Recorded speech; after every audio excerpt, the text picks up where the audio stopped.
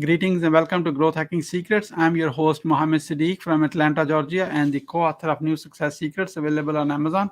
On this episode, we have a special guest, Brandy Cochrane. Brandy is the founder of Entrepreneur Meal Plan. Please join me to give a warm welcome to our guest, Brandy. Brandy, Hello. welcome. Thank you. Welcome. Thanks for having me. Let me start with this. Where were you? What happened? Who were you surrounded with that inspired you to do what you do today? So I grew up in a family of hard workers, and I knew from a young age that I wanted to run my own business. So I started running my own business, did a lot of research, and ended up being inspired by the possibilities and other people's ideas, and that's how I ended up here today. What are the top three reasons why do people fail? I would say the reasons why people fail is because they look at the failure as a failure versus a lesson.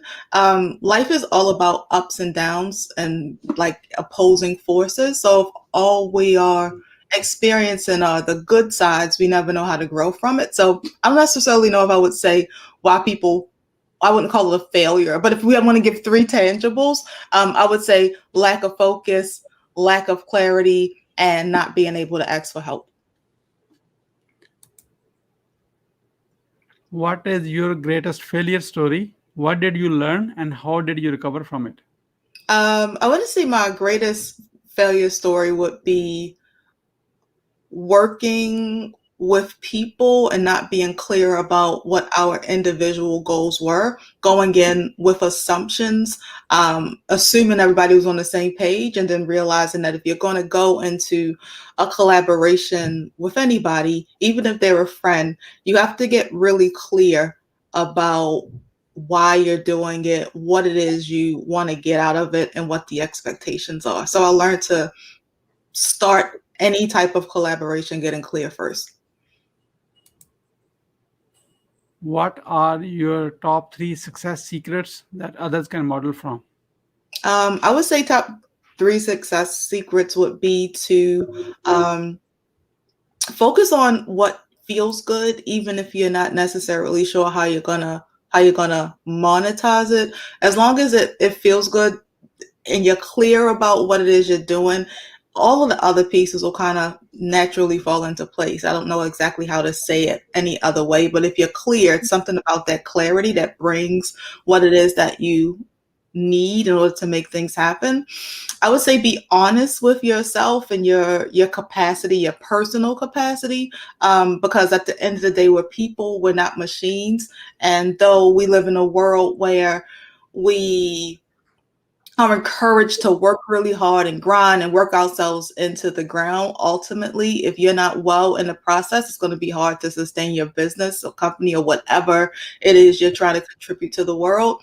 And the third one I would say is make sure you have good people around you that are on the same page and that you can pull from whenever you need to refill yourself. A lot of times people who are interested in starting businesses happen to be givers. They're people that don't mind always giving, but it's just as important on the journey of success to make sure that you have people that you can receive from. What motivates you within? What motivates me from within is just being able to help people and contribute my gifts to the world. It's something about being able to get up and help people solve problems, whatever those problems are, whether it be with their business, with their personal life, with their health. This whole idea of being able to wake up every day and do that is what keeps me going daily. What is your company's motto?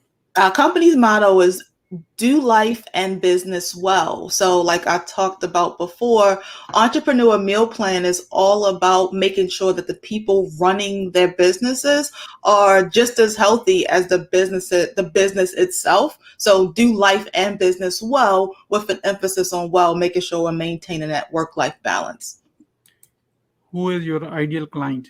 My ideal client is the entrepreneur who is looking for support growing their business. So you're an individual, you might still have a job, you might be working for yourself as a one-man show, and you're looking to get from that zero to $250,000 a year revenue model. And you need support, and you also are somebody who wants to make sure that you're feeding yourself good foods along the way to help you increase your productivity and profits within your business.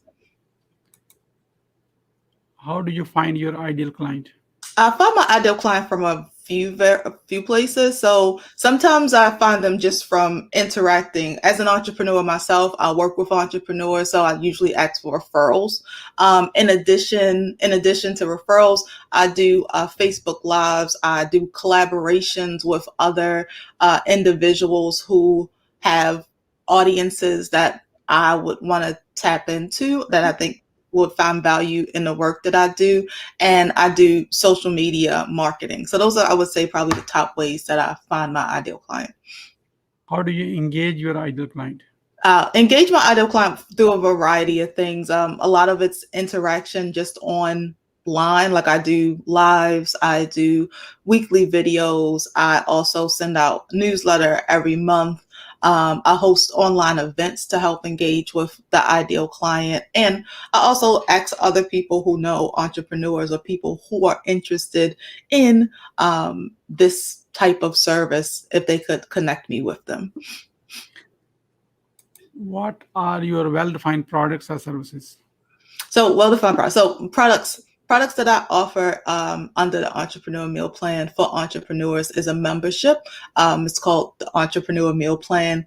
In this membership, you get meal plans, recipes, you get shopping lists to make the process of shopping for plant-based foods really simple. These foods are thought through, the recipes are thought through to help entrepreneurs make something quick, something healthy, and something that fuels their productivity in the process.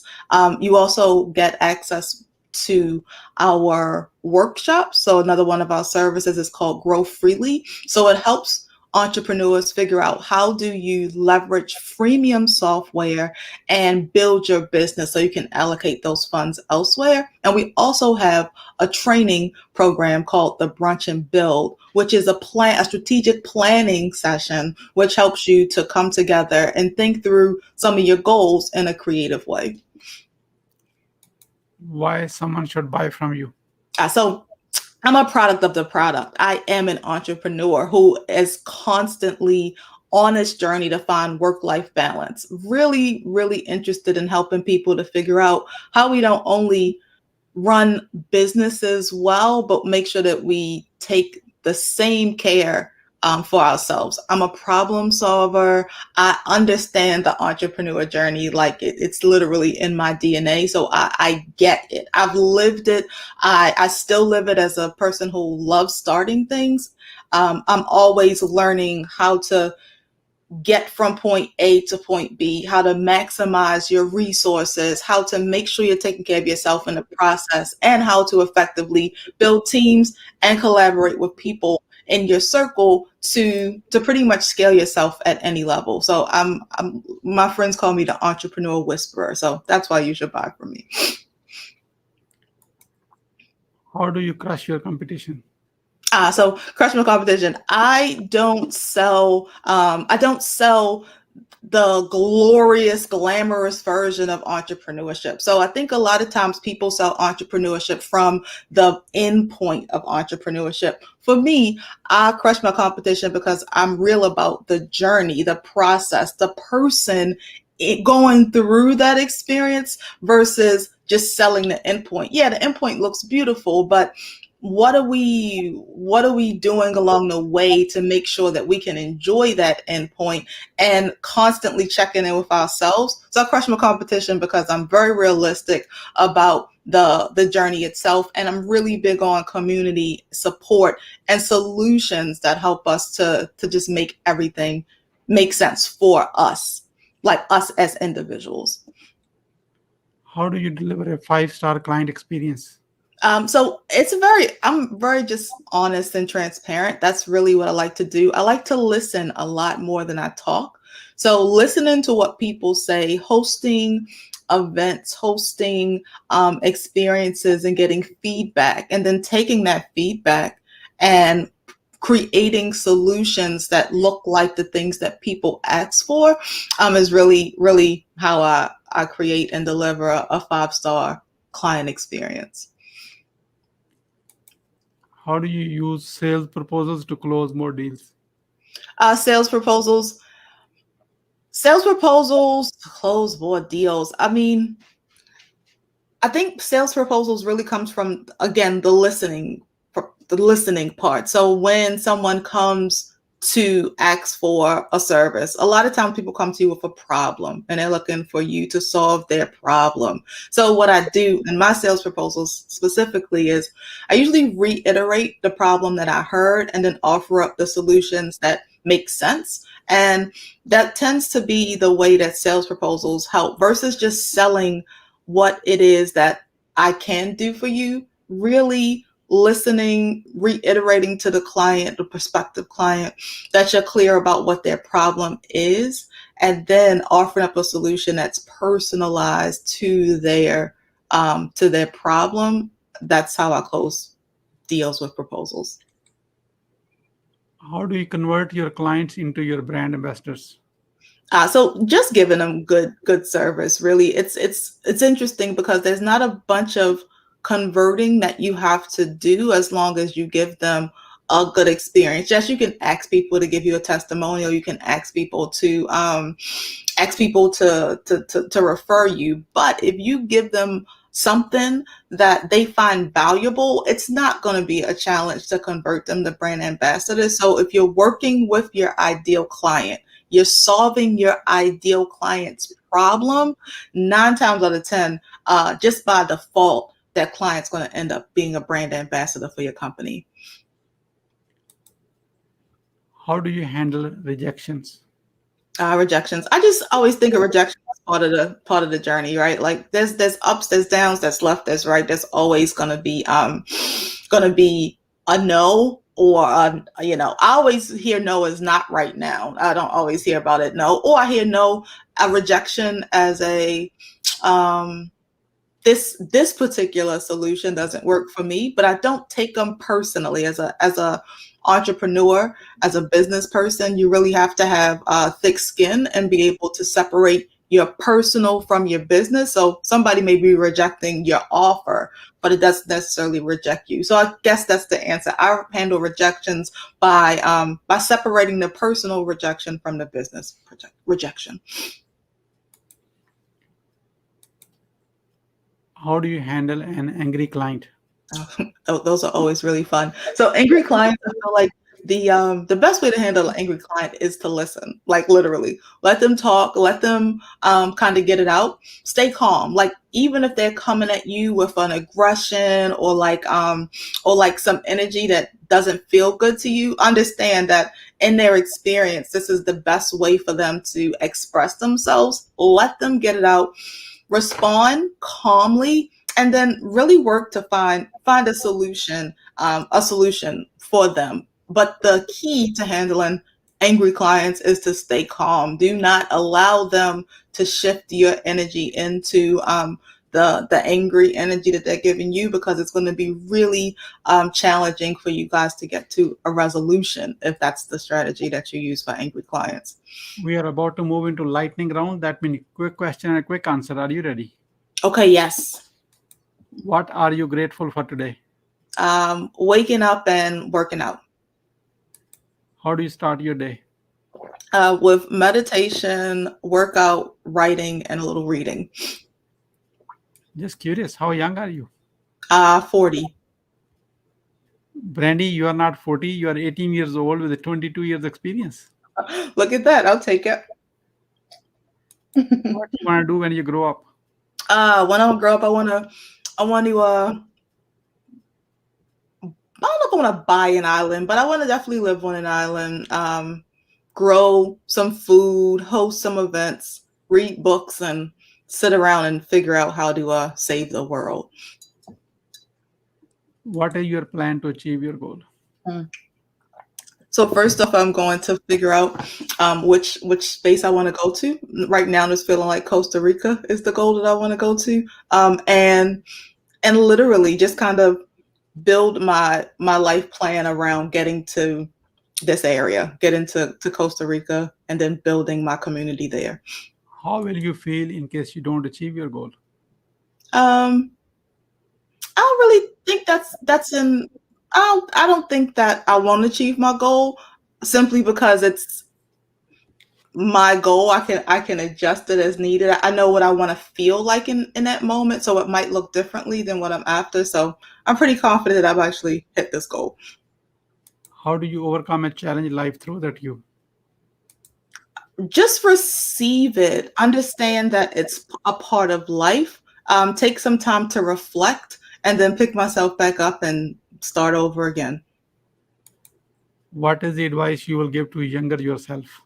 To take care of yourself first. I spend a lot of time, my younger self spend a lot of time taking care of everybody else. So I would totally tell people, my younger self, to take care of myself first before trying to help everybody else. Once you have a revenue generating idea, how do you convince your significant other? I don't know if it's about convincing your significant other. I think that the revenue generation itself is a is enough convincing. After it starts making money, then what? How much convincing do you need? Who is your living mentor and what's the impact?